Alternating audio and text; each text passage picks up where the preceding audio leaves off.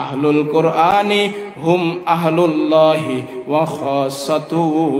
আল্লাহর রাসূল বলেন কোরআনওয়ালারা এরা এমন ব্যক্তি, এরা হলো আল্লাহ তাআলার পরিবারভুক্ত ব্যক্তি হয়ে যায়। শুধু তাই নয়, আল্লাহর রাসূল বলেন ওয়া খাসাতু, আল্লাহর পরিবারভুক্ত অনেকেই আছে, আল্লাহর কোনো ছেলে নাই, মেয়ে নাই, স্ত্রী নাই, আল্লাহ তিনি হলেন খালেক, আমরা হইলাম মাখলুক।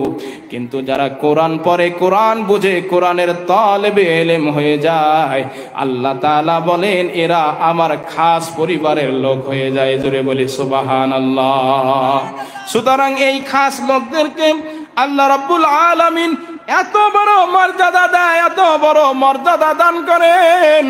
যদি কোনো 90 বছরের বুড়াও যদি এই নিয়ত করে আমি একজন আলেমের কাছে একটা কোরআনের আয়াত শিখবো, একটা সূরা শিখবো রে বন্ধু, এই নিয়ত করে যখন ঘর থেকে বাইর হয়, এতদিন পর্যন্ত সে কার হেঁটেছিল, পায়ে শুধু খালি পায়ে হেঁটেছিল অথবা জুতা পায়ে দিয়ে হেঁটেছিল, আল্লাহু আকবার আল্লাহু আকবার মাটির উপর দিয়ে হেঁটেছিল।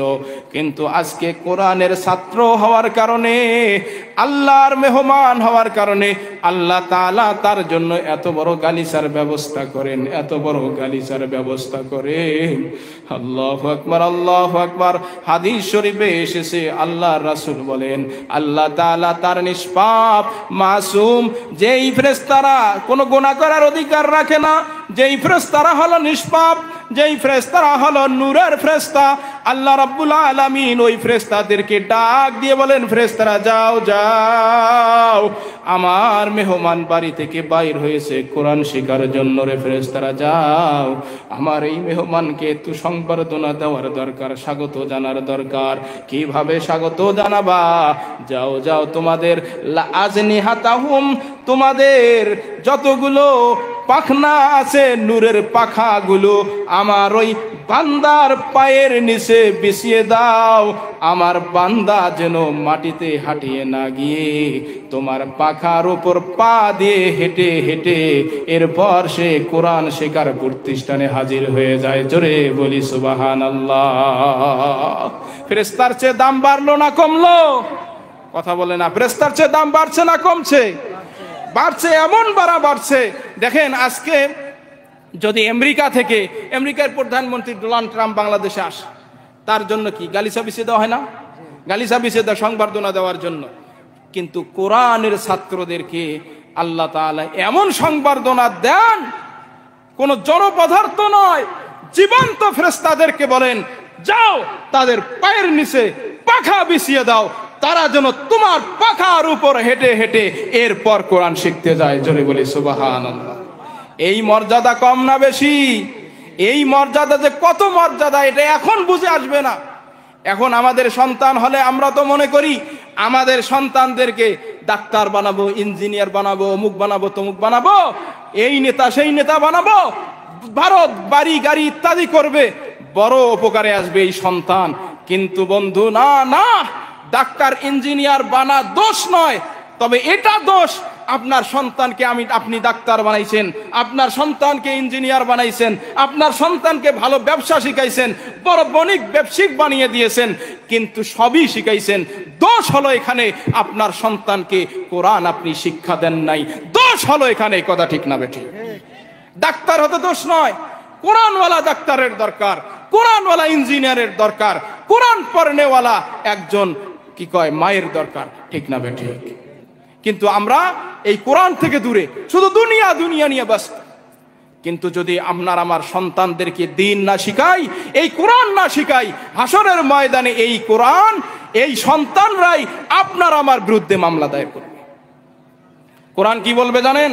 এই সন্তান, কোরআনে আল্লাহ তাআলা বলছেন এই সন্তান কি বলবে জানেন? সন্তান মা বাবার বিরুদ্ধে আল্লাহর দরবারে মামলা দিবে। কি বলবে? রব্বানা আরিনাল্লাযাইনি আযাল্লানা মিনাল জিন্নি ওয়াল ইনসি নাজআলহুমা তাহতা আকদামিনা লিয়াকুনা মিনাল আসফালিন। কোরআন বলবে, আল্লাহ কোরআন বলে, ওই সন্তান বলবে আল্লাহ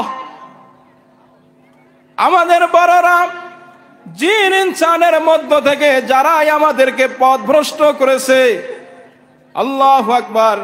এখানে মুরাদ যদি মা বাবা তাকে কোরআন শিক্ষা না দেয়, দ্বীন শিক্ষা না দেয়, এখানে মুরাদ হবে মা বাবা। সন্তান তার মা বাবার বিরুদ্ধে আল্লাহর দরবারে মামলা দিয়ে বলবে, আল্লাহ আমার মা বাবা আমাকে দুনিয়ার সব শিক্ষায় শিক্ষিত করেছে, সব শিক্ষা দিয়েছে, কিন্তু আমাকে কোরআন শিক্ষা দেয় নাই, নামাজ কালাম শিক্ষা দেয় নাই, দ্বীন শিক্ষা দেয় নাই, যার কারণে আমি সঠিক পথে পরিচালনা হতে পারি নাই, জাহান্নামের পথে পরিচালনা হয়েছি, আমি আজকে জাহান্নামী হয়েছি। অতএব আপনার ওই মা বাবাকে আমাদের কাছে নিয়ে আসেন, মা বাবার কলিজায় পা দিয়ে এরপর আমি জাহান্নামে চলে যাব। আল্লাহ, যদি আপনি আমি আপনার আমার সন্তানকে দ্বীন না শিখাই, ইলমে দ্বীন না শিখাই, কোরআনওয়ালা যদি না বানাই, আল্লাহু আকবার, এই সন্তান কিন্তু আপনার আমার বিরুদ্ধে মামলা দায়ের করবে রে বন্ধু। সন্তানরা আরো বলবে, রব্বানা আতিহিম দিফাইনি মিনাল আযাব ওয়ালআনহুম লানান কাবীরা। এই সন্তানরা বলবে, আল্লাহ তাদেরকে দ্বিগুণ শাস্তি দেন, তাকে আজকে বড় অভিসম্পাত করুন। ও বন্ধু, শুধু এখানেই শেষ নয়, যারা আমরা কোরআন পড়ি না, যারা আমরা কোরআন মানার চেষ্টা করি না, কোরআন বুঝার চেষ্টা করি না, আল্লাহু আকবার, আল্লাহু আকবার, ওই সমস্ত ব্যক্তিদের বিরুদ্ধে স্বয়ং আল্লাহর রাসূল বিশ্বনবী মুহাম্মদ সাল্লাল্লাহু আলাইহি ওয়াসাল্লাম উম্মতের বিরুদ্ধে মামলা দায়ের করবে। আল্লাহর রাসূল কি বলবে সেটাও কোরআনে আছে। আল্লাহু আকবার, আল্লাহর রাসূল বলবেন, ওয়াকালার রাসূলু ইয়া রাব্বি ইন্না কওমি ইত্তাখাযু হাযাল কুরআনা মাহজুরা। আল্লাহু আকবার, আল্লাহু আকবার। হাশরের ময়দানে আল্লাহ রাব্বুল আলামিন আল্লাহর রাসূলের এত বড় মর্যাদা দান করবেন, যেই রাসূল তিনি জান্নাতে যাওয়ার আগেই কোন রাসূল জান্নাতে ঢোকার পারমিশন পাবে না। তিনি তার উম্মতকে সুপারিশ করে জান্নাতে নেওয়ার আগ পর্যন্ত কোন রাসূলের উম্মতরা জান্নাতে প্রবেশ করার অনুমতি পাবে না। যেই রাসূলের এত বড় ক্ষমতা হাশরের ময়দানে আল্লাহ তাআলা দিবেন, সেই রাসূল ওই সমস্ত ব্যক্তিদের বিরুদ্ধে মামলা দেবে, আল্লাহর কাছে বলবেন, আল্লাহ তোমার ওই বান্দাদের বিরুদ্ধে, আমার এই সম্প্রদায়, আমার এই উম্মতের বিরুদ্ধে তোমার কাছে মামলা দিচ্ছি গো আল্লাহ। তারা কোরআন থেকে মুখ ফিরিয়ে নিয়েছিল।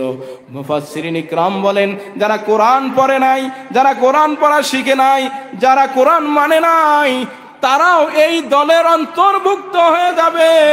সেই দিন যদি কোরআন না পড়ার কারণে আল্লাহু আকবার, আল্লাহর রাসূল আপনার আমার বিরুদ্ধে মামলা দায়ের করে, আপনার আমার সন্তানকে কোরআন শিক্ষা না দেওয়ার কারণে তারা যদি আপনার আল্লাহর রাসূল যদি আপনার আমার বিরুদ্ধে মামলা দায়ের করে রে বন্ধু, ওই হাশরের ময়দানে নাজাত পাওয়ার কোনো উপায় থাকবে না।